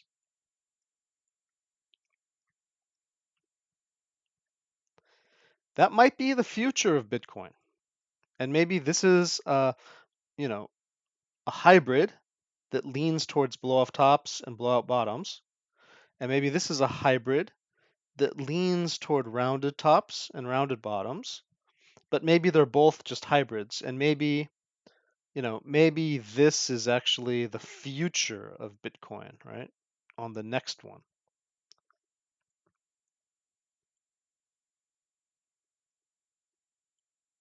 Right? In the future. Wherever this resolves and pumps up. And by the way, what would that suggest? Well, it would suggest that the midline, somewhere 300,000, 300,000 Bitcoin in the next, decade.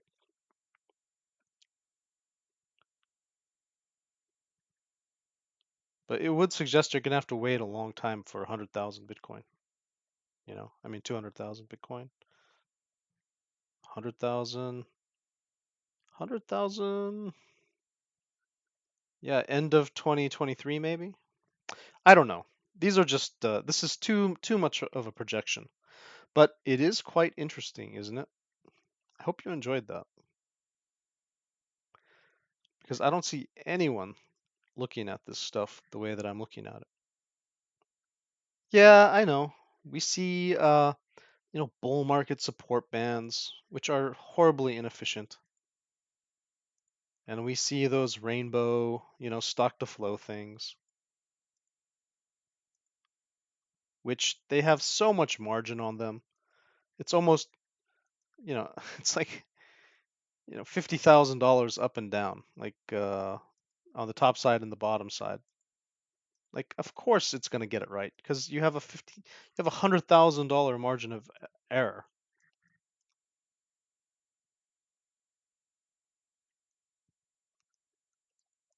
Let's see here. Not that one. Okay, yeah. So my buy boxes.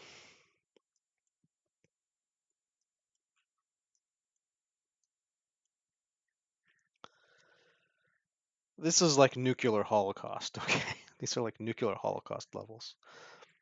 But I will reserve, you shouldn't ever use all of your capital. I will reserve 15% just to have it in my pocket. Even if we crash down below 14,000, I'm going to keep 15% just to have cash on hand. And I will start the DCA just in case we have this wave theory that I was just pointing out. Start the DCA around that 35,500, 36,500, just a little bit. 10% to play around, just trading. If we break under 33,000, I'm going to get out of the market, just DCA out.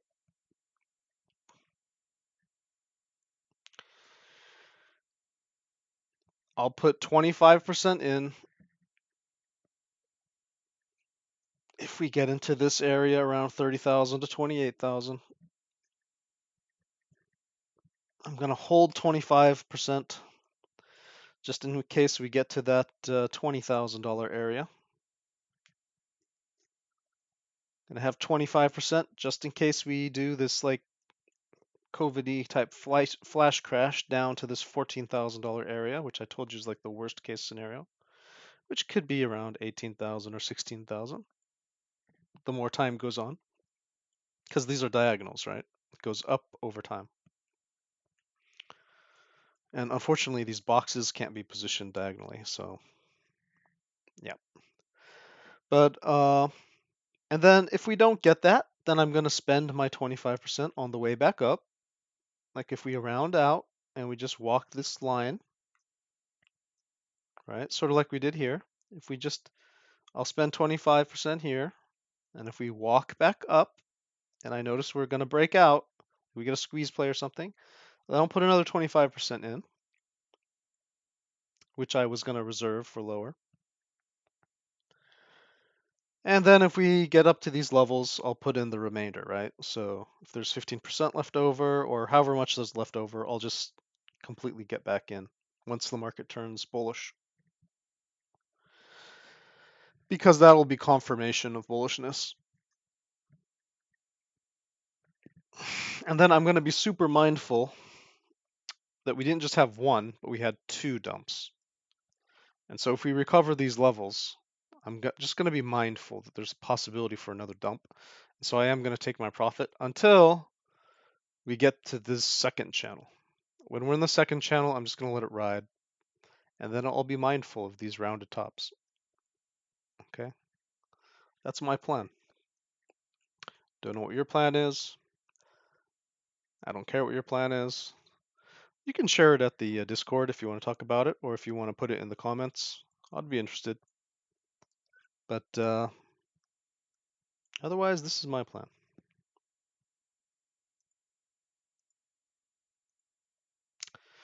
And I'm just using a new type of method to trade these days. I've developed kind of my own pattern recognition combination of, these are primarily EMAs, primarily. There's a couple of secret sauce things in here, but it's about, it's huge. Yeah, it's huge. I'm testing this out right now. And so far the accuracy is extremely good for macro trading. Extremely good. And I haven't found a defect yet in this strategy. So I've turned Bitcoin into kind of like a caterpillar, using all these EMAs and all these different like secret sauce things. And I can tell you, I knew in advance that we were going to pump.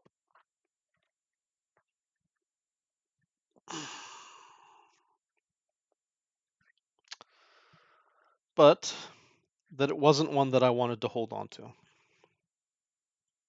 And that you didn't even have to get into it. And I would have had advanced notice here. And my candles started turning green all the way back here,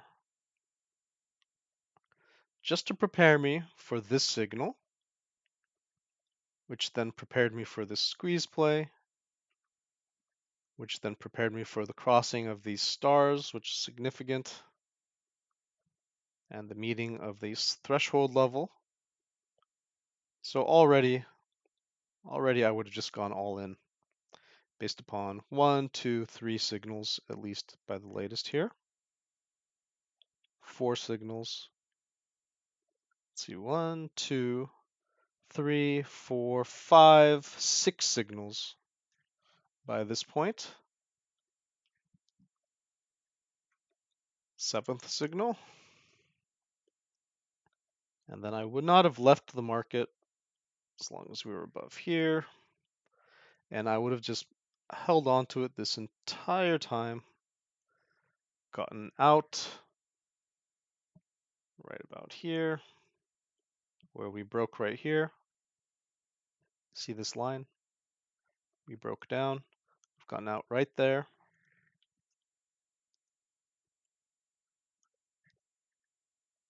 Followed it all the way down. I would have had a re-entry signal right here. Basically 1, 2, 3, 4, 5, 5th confirmation. Get back in. Just write it all the way up here. And then as soon as we crossed this line, I would have gotten out right here at 65,000. Just short all the way down. I would have stopped shorting here. You know, the candles turned green right here. It's the first signal. Second signal was this squeeze play. And then third signal was this turned green. So I would have stopped shorting here.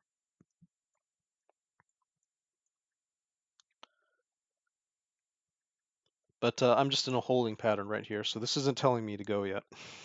This is telling me to get ready to possibly go.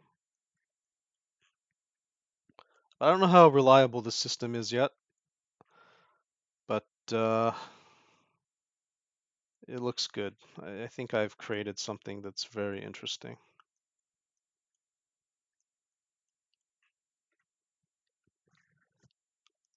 And I think if I use this system, I can just trade on the macro timeframes now. I don't have to even worry about anything on the lower timeframes. And I can keep it pretty simple. If I want to, I can keep it pretty simple.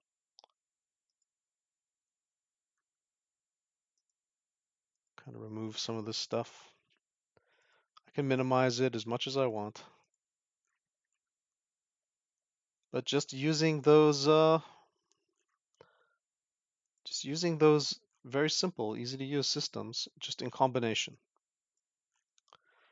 And then I marked up, I did back testing and marked it off. And perfect signal. They're all perfect signals. So I'm gonna really have fun trying this out the next bull run.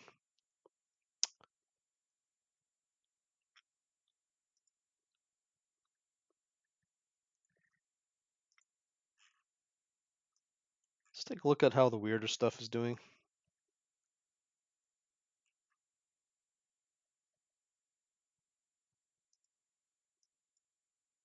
Get my radials. I had to get into yellow. It's now broken down. All right. These radials have now broken down. This is going to be fun. I can't believe this episode is 2 hours already, but this is going to be fun.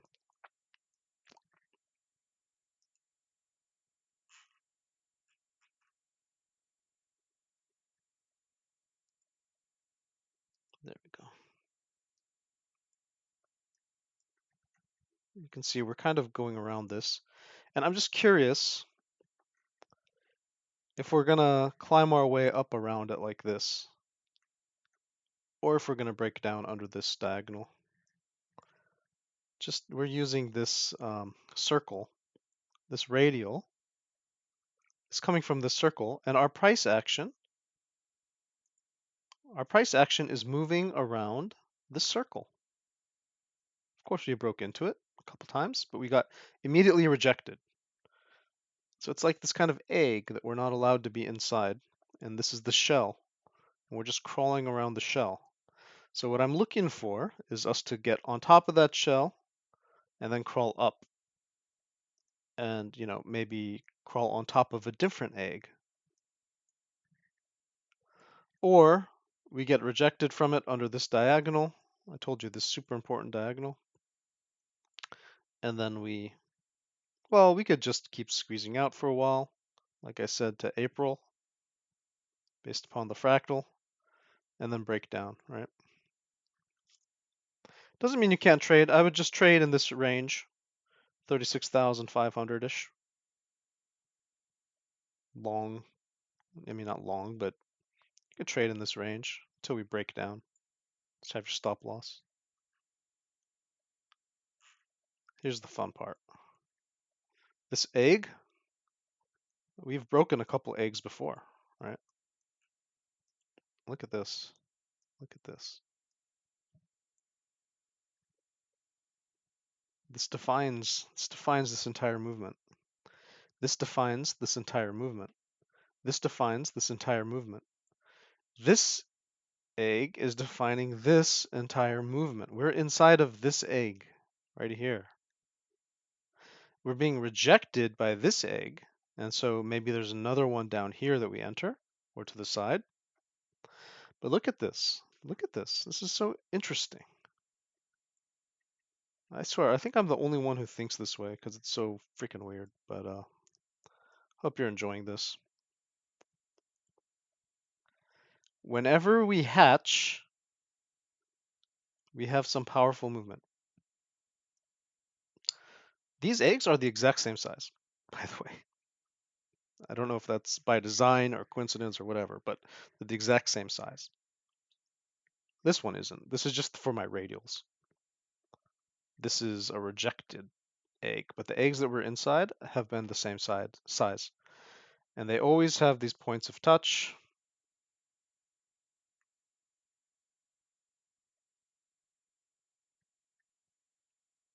Until you break out, the baby chick breaks out, then it lays its own egg.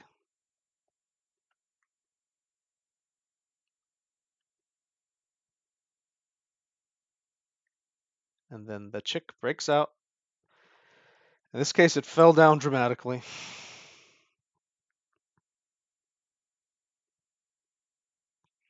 Broke out, fell down dramatically. Tried to touch the top of its own egg, but got rejected by that other egg. Tried to, got rejected, tried again, broke through, got rejected. So this is really weird, right? And then what do I hypothesize? Like this interaction with this egg made it really weird. But what do I hypothesize? That we break out somewhere here, and we either drop to hell, or we're gonna break up maybe into the next egg over. Okay, so an egg here or an egg here. Don't know if I should be calling them eggs, but they look like eggs to me. Okay. And you can see we had one here too, right?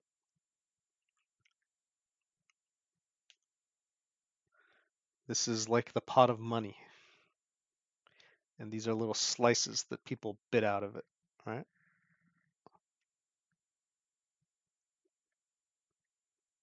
It's interesting how this one broke up and these ones broke down. But it's also interesting that it's from the same point on the egg.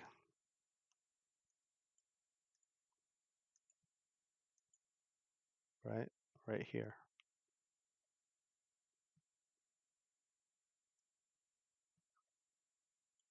Right there. Right there.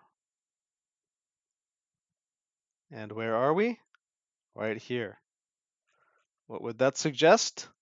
Well, if these ones are true, and that's the pattern that we're going to break down pretty soon. I don't know if this is true. It's just another weird fractal that my mind sees.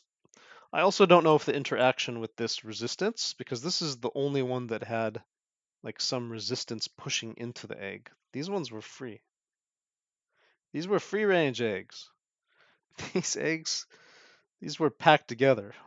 Might have a mutation here. But something is true about this, and it's weird that it matches up with my radials.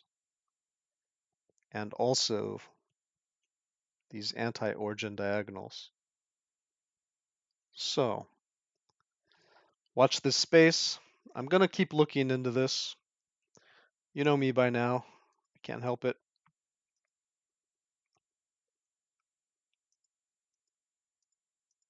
What else do we have?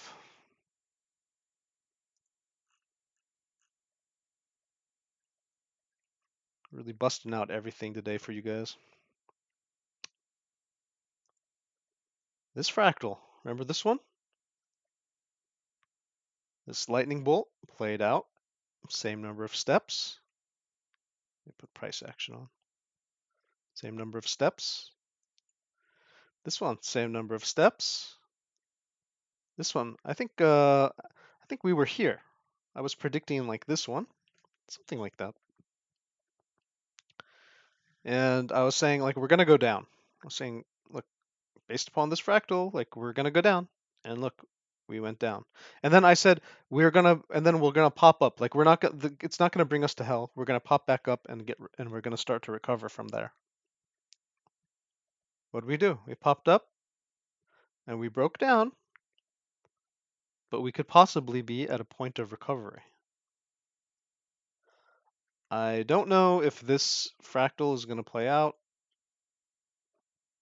It could be just like a failed attempt, you know? It could be half-hearted.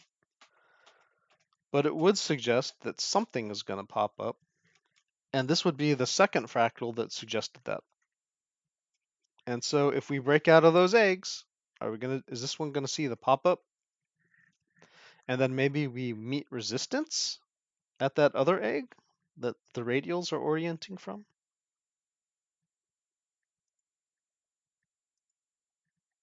Right? Like maybe, maybe we keep breaking down this, because this doesn't have to be over yet. Like this could pop up and then break down because this is resistant, right?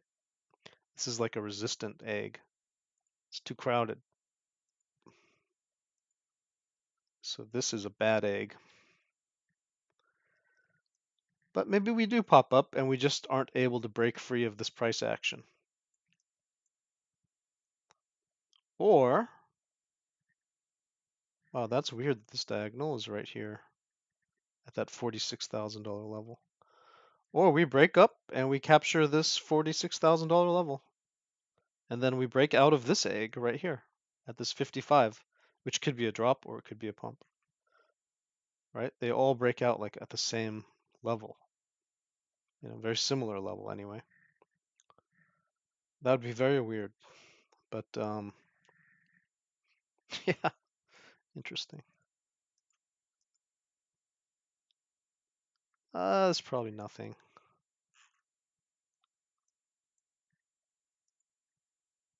That's a lot of nothing. But yeah, just these were previous reasons I showed you in a previous episode about why I believed that we could get to 14,000. It's possible. We're underneath this wedge. We were underneath this wedge using these fibs and all that stuff.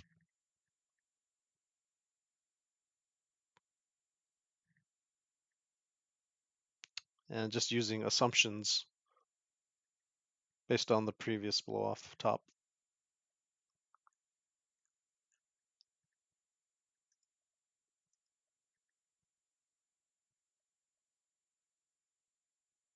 What's this one?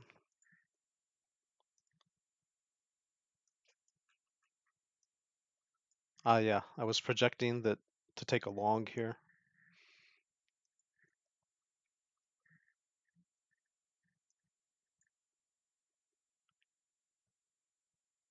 That played out.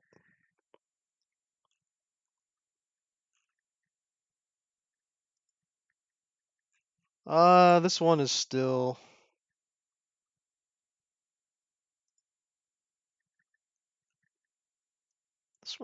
working out, but not sure what I would expect next. This looks weird. Not seeing the M being put in. Huh. This thing kind of broke down.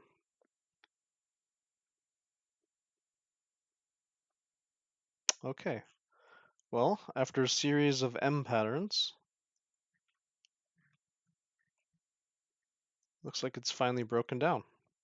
I wonder if that would suggest something new, you know?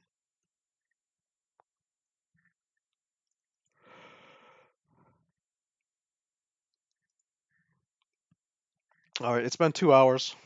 Thanks for sticking with me. Stay safe, guys. That was your alpha for the day, and happy trading.